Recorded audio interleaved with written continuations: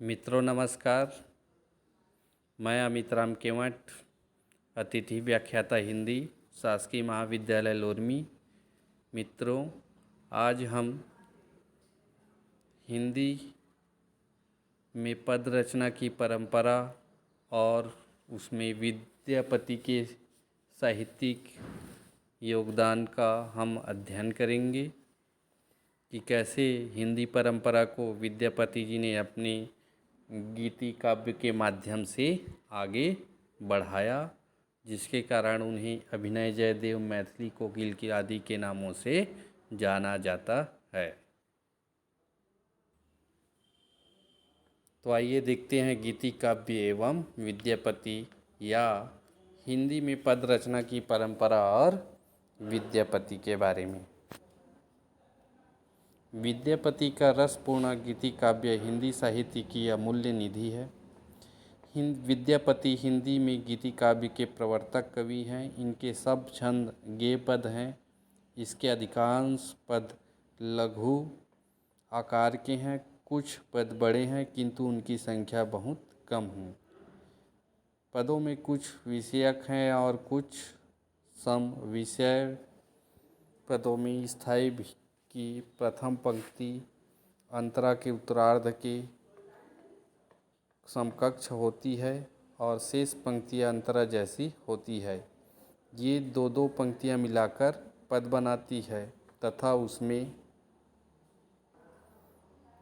अंतिम तुक की समता रहती है। कुछ पदों में स्थायी और अंतरा तीसरी चौथी पंक्ति के आते हैं।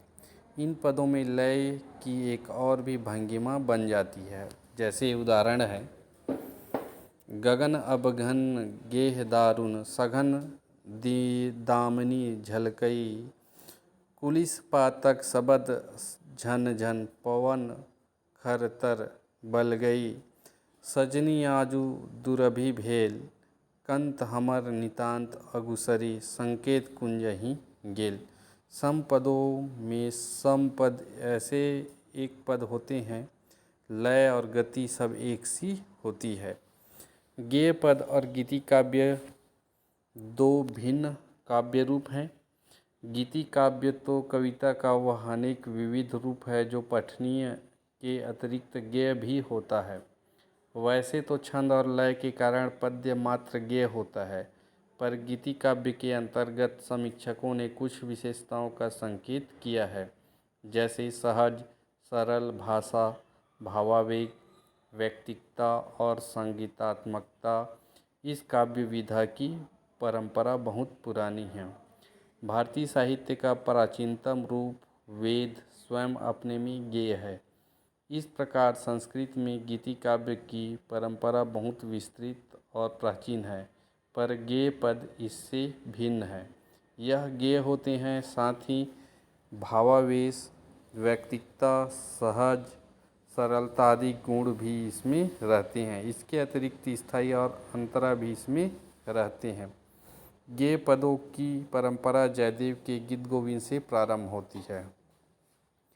विद्यापति ने जयदेव की परंपरा में स्थायी अंतरा वाले पदों को रखा है।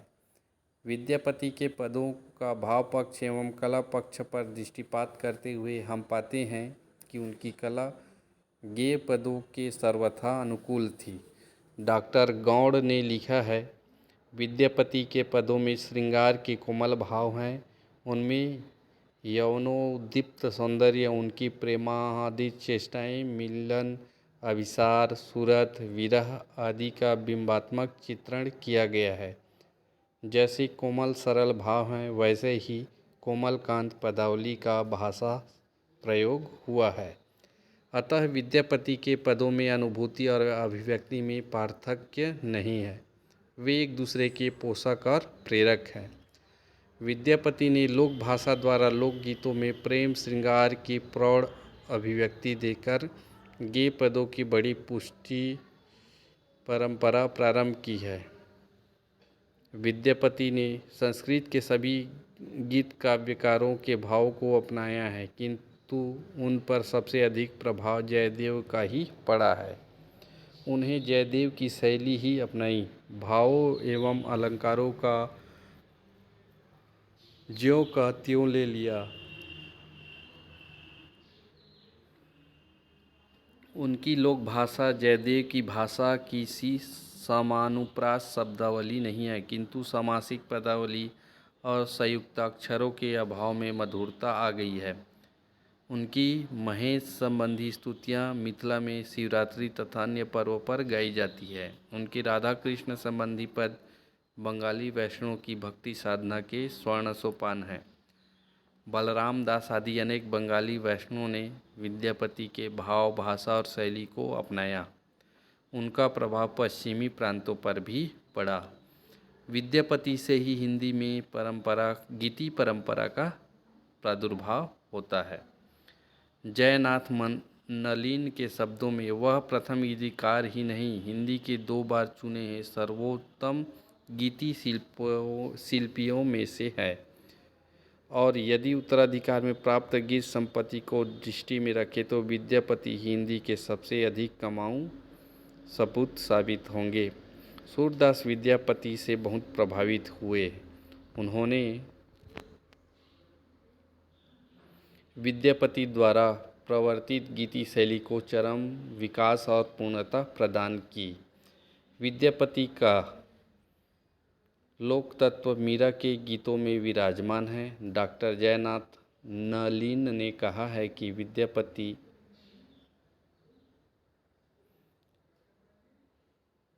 पदावली मूर्छना भरे संगीत की रंग स्थली है और आत्मविस्मृत कर देने वाली अनुभूतियों की साधना स्थली है।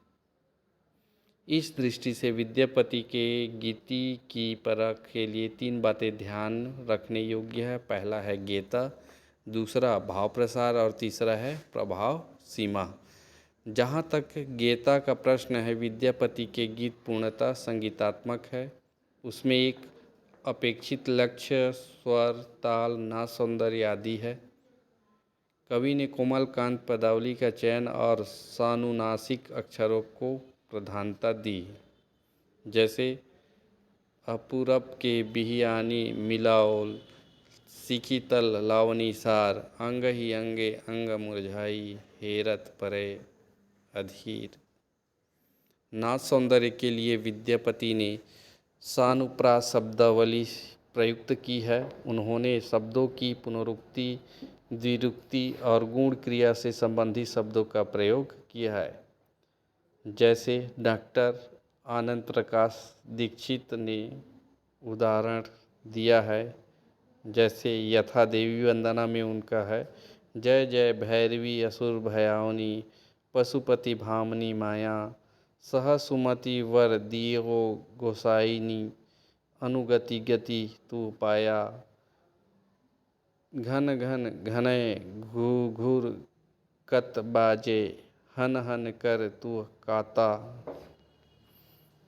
जय जय भैरवी असुर भयावनी, पशुपति भामनी माया।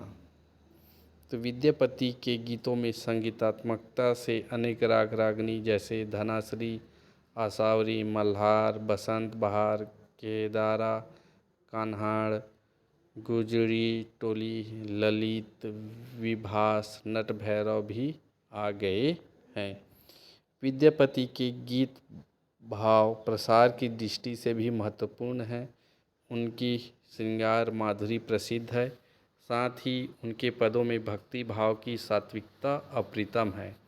यथा देवी वंदना में अनुगति तू पाए, तू पद से पुत्र बिसरु जनी माता, कवि का आत्मनिवेदन उनके दैन्य में व्यक्त है। हम नर अधम परम पतिता, हम सन जग नहीं पतिता। साथ ही इष्ट देव की महिमा का वर्णन, तू सम अधम उधार न दोसर, और प्रार्थना जैसे दया करु दिय सुलपानी।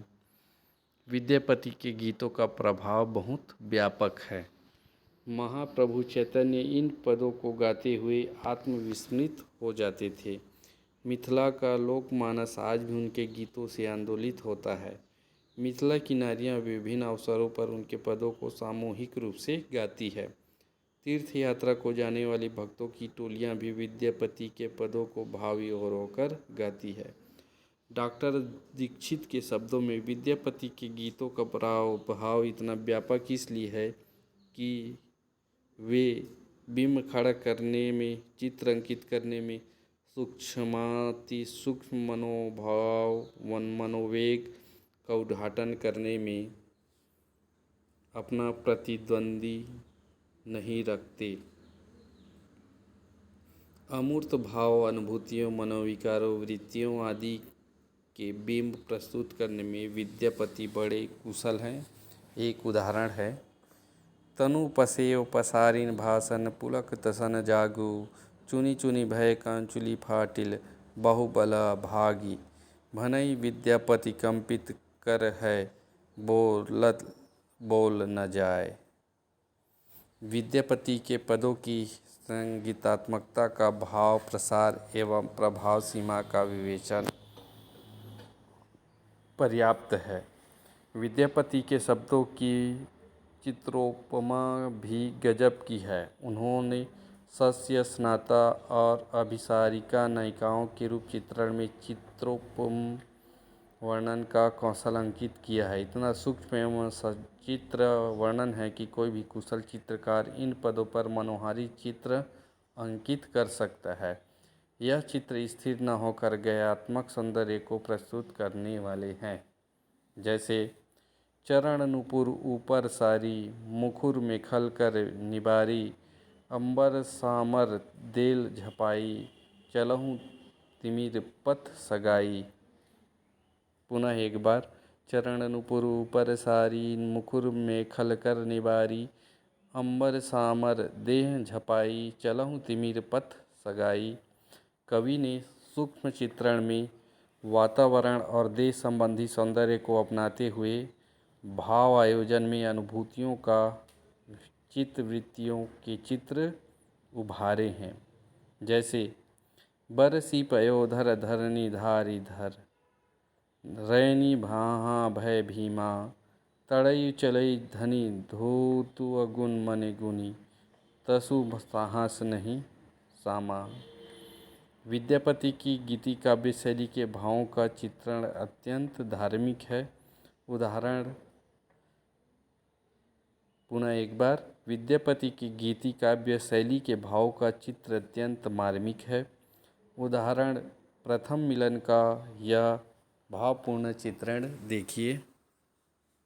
सुंदर चलहूँ पहूँ घर ना, चहूँ दिस सखी सब कर धरना, जाई तहूँ लागी परम डरना, जैसे शशि का पहूँ डनरा, जैतनी हार उठई गेलना, भूखन बसन गलिन भेलना, रोए रोए काजर दहाए देलना, अद कह सिंदूर मिटाए देलना, भैल विद्यापति गाओलना, दुख सही सुख पाओलना।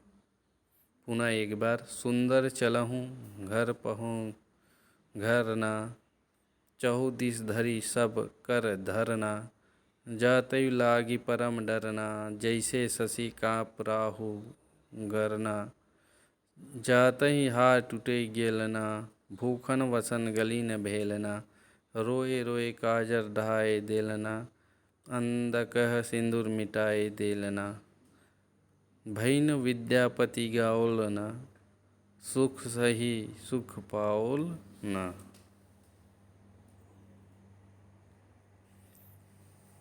विद्यापति पदावली में ऐसे अनेक भावपूर्ण पद हैं जो सहृदय को मुग्ध करने वाले हैं और उनमें कवि की तीव्र अनुभूति व्यक्त हुई है। सानुप्रास शब्दावली एवं उपयुक्त शब्द चयन में उनके संगीत का सुमधुर रूप है। जैसे नंदन कदम्ब के तरुवर, धीरे धीरे मुरली बजावत, सुनु रसिया अब न बजाए विपिन बसिया। निष्कर्षतः कह सकते हैं कि विद्यापति हिंदी की गेय पद परंपरा के आदि गायक हैं। उनका प्रभाव भक्तिकालीन और रीतिकालीन कवियों पर स्पष्ट है। उनके पदों की प्रभाव सीमा को देखने में लोक भाषा देखने से स्पष्ट होता है कि भाषा के भारत के पूर्वी अंचल में उनकी लोकप्रियता का कारण उनके पदों में लोक भाषा की सरलता सुकुमारता है। उनका प्रभाव पश्चिमी प्रांतों पर कृष्ण भक्ति कवियों के पद साहित्य में मुखर है। डॉक्टर जुयाल के शब्दों में हम कह सकते हैं कि विद्यापति के गीतों में यदि एक और लोक भाषा की तरलता, सरलता और सुकुमारता है तो दूसरी ओर भावों की अनुपम माधुरी, साहित्य की अपूर्व सौंदर्यमयता भी है। वे हिंदी के आदि गीतकार हैं तो परवर्ती गीतकारों के आदि गुरु भी हैं। उनके गीत हिंदी साहित्य की अनूठी संपत्ति है। तो मित्रों, यह था हिंदी में पद रचना की परंपरा में विद्यापति जी के योगदान का, कि कैसे उन्होंने भाव शैली के लिए एक गेय पद का, और जो परवर्ती साहित्यकार हुए, कवि हुए, उनके लिए एक नए मार्ग प्रशस्त किए, जहाँ अलंकार, छंद, विधान है, सभी को उन्होंने प्रकृति चित्रण हो, चाहे संयोग हो, वियोग हो, चाहे इस स्तुति हो, सभी में उन्होंने अपनी भाषा चपलता, गीति काव्य परंपरा की जो उन्होंने शुरुआत की, उन्हीं की परंपरा को फिर अन्य कवियों ने आगे बढ़ाया है। इस तरह हम कह सकते हैं कि हिंदी साहित्य की अनूठी संपत्ति में विद्यापति जी का अमूल्य योगदान रहा है, और साथ ही यह हिंदी साहित्य के साहित्य नक्षत्र में वह दमकता सितारा है जिसे हर साहित्यकार, हर कवि, रचनाकार आलोकित होता रहेगा। मित्रों, नमस्कार, धन्यवाद।